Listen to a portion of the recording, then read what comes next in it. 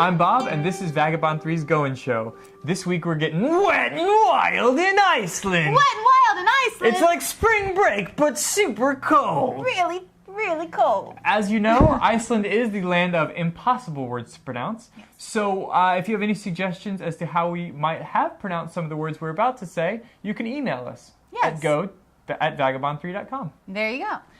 First off, let's start with Frommer's. They give a really great guide of all the great natural attractions that Iceland has to offer, kind of separating them by tallest waterfall or most secluded area, so check that out just to get a general idea of what you're in store for. And if you don't want to read, if you just like to look at things, 20-something Travel went on a 10-day trip and she took lots of pictures, so that is definitely a site worth checking out to see more about what we're going to talk about.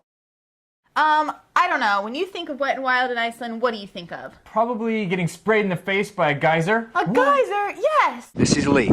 Hand in a geyser.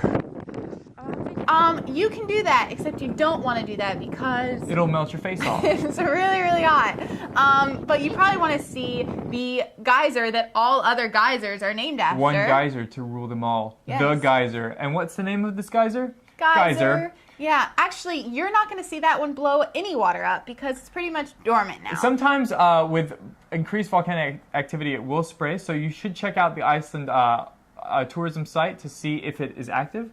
Yeah. But more than likely, what you're going to see is Sukoon, which is a smaller geyser located nearby.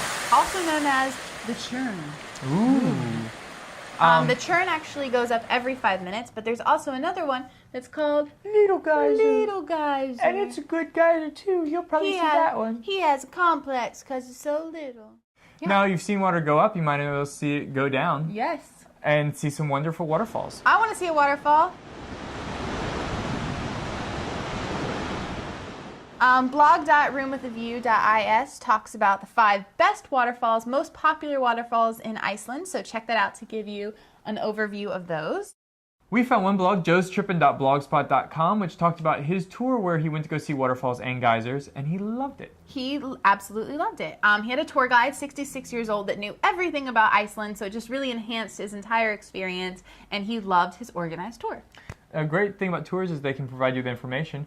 But also, you're going to be with a lot of other people on these, so we might suggest renting a car. Patrina does the Globe, rented a car, and drove out to the Golden Circle. And they really loved it because they could stop at, little places along the way and get a feel. If they wanted to take a picture, they could. They didn't have to worry about a whole group.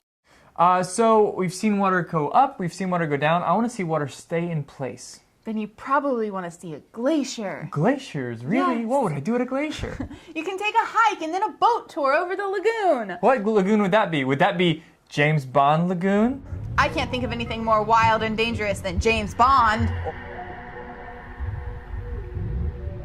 GlacierGuide.is talks about glacier trips that they take. It's a 4-hour hike, and they go on and through the glaciers. You get to see them up close and personal, and then you take an hour-long boat ride on the lagoon.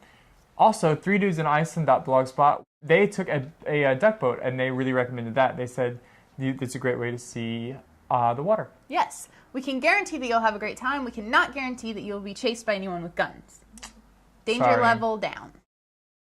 Now you've seen some water go up, some water come down. Why not play in the water? We said you were going to get wet, and this is where we suggest you start getting wet. The Blue Lagoon. Yes. Yes. It is a warm, man-made spa of all natural water that has healing powers and the minerals in the water. Yes, they say that when you get out of the water, your skin will actually look 5 to 10 years younger. Robojoy.blogspot talks about his first-hand experience of the Blue Lagoon, how the water felt, what to expect, how it smelled. So definitely check out that site to get all the details. And you can always go to bluelagoon.com. What's great about the Blue Lagoon is since it is man-made, they will provide you just about anything. So if you just stop over in Iceland or you forget a towel or a bathing suit, they sell those there. I don't know about you, Bob, but we've seen water every way except from underneath it. Oh, well, you should probably go Scuba diving or snorkeling. And what better place to do that than Lake Silfra, which is actually in a fjord between the tectonic plates of North America and Europe. What? You're actually looking at the tectonic plates. Sometimes you can actually see them move. With your own eyes. It's in Thingvellir National Park. Yes. And it is a great place to snorkel and scuba dive. Yes, it's one of the top 10 best dive sites in the world. Ooh. And we went on TripAdvisor, and there's some great tips and reviews of different companies. We really love dive.is. They're just reviewed really highly. They have great tours, so check them out if you're going on tour. Now, before we go, we're going to tell you two things that we're really excited about doing if we go to Iceland. I'm really excited about the steamed caves at the Blue Lagoon. What more could you ask for? They're inside volcanic caves. Volcanic caves? Danger! And I'm looking forward to the nudist beach. Iceland has one of the top 10 world nude beaches. I probably actually won't go there because it is a trek. It is a trek there. You need to have cross-country skis, which is not something I possess. No. But if you are a hardcore nudist and you want to hit all 10 beaches, you should definitely go to Iceland and check out theirs. If you do, send us a picture, maybe from your neck up, because we don't want to see any of that. All right, well, that's it for this time. We'll see you in 2 weeks at the Goin Show. Bye!